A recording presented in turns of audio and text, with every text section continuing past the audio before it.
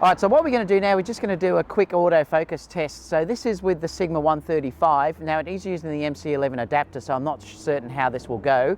So we're going to see how this focus works on it. So Chanel will be moving left and right and also coming in as well. Okay, so let's have a look. So what I did here was I asked Chanel basically to run from either side of the screen and just move around as much as she could. Now this is the Sigma version, so this is the Canon version of the Sigma 105 with the MC11 adapter on it.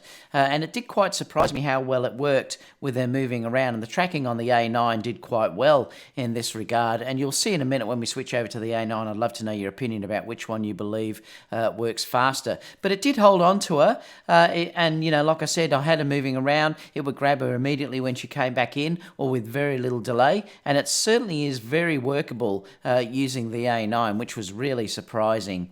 Now, the next one where we're switching over to here is, this is the Sony 135. Now, I have to admit, looking at it myself, I think the 135 is definitely getting focus a little bit quicker than what the Sigma was, and I would have expected that. And the Sony, sorry, here is doing very, very well in tracking her all around. Like, she's moving a little bit faster even, and that's tracking her very well. You can see as she moves down, it won't grab her face, but the second she moves back up, it will. Now, it took a little bit there, but then it did lock back on. But overall, I think it seems to be tracking her just a fraction quicker than what the Sigma lens was doing. But I'd love to know your opinion about what you think about this. So let me know in the comments down below. Okay, so go that way. Go that way. Run backwards. All right, now come forwards. Keep coming. Bend down a little bit. Bend right down. Hop up. Come forward. Bend down. Right down. Step up. Down a bit. That's it, stay there. All right, now go back if you can. Keep going. All right, stop there. Go that way. That way. All right, stop there. Okay. Let's do the other. Okay, go that way. Go that way. So this is the Sony 135. Come forward. Keep coming. Bend down a little bit. Bend right down. Hop up. Not so much. Bend down a little bit. A bit more. Can you go that way? Back in, bending down. Into the middle again. Hop down. See, it takes a bit there. All right, now, okay, now go back. All right, stop there. Run out the side.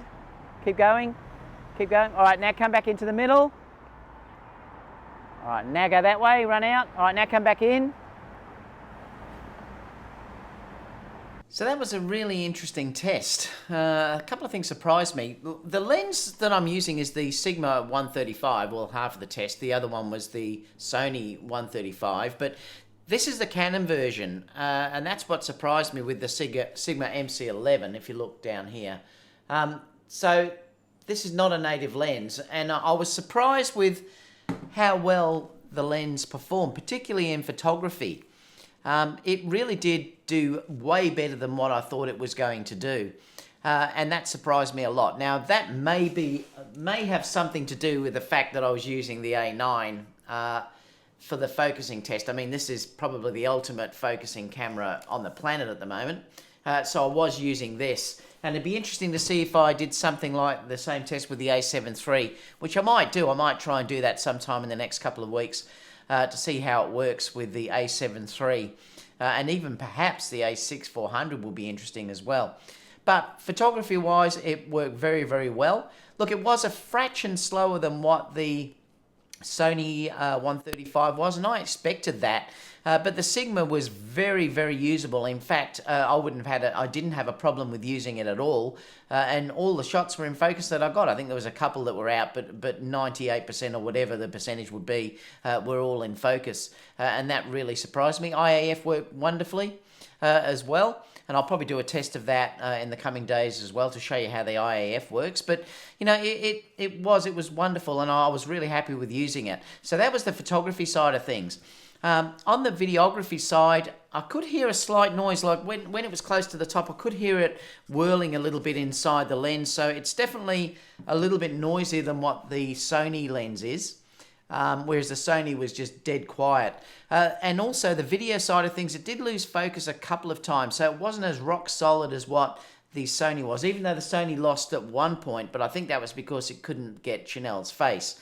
But overall, the Sony was, I think it definitely won the video side of things, and it also won the stills, but like I said, the Sigma was very, very good in stills.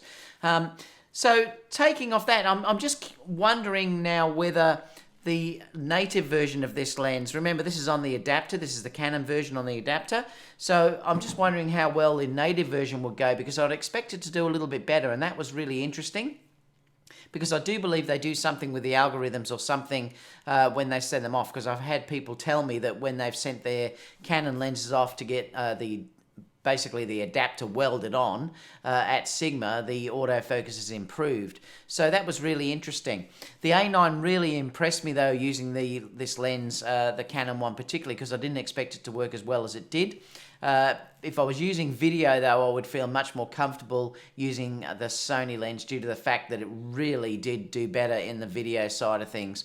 But that testing still has to be done if I can get a native one. Apart from that, both lenses were stellar. I'd love to know your comments about what you think about the test.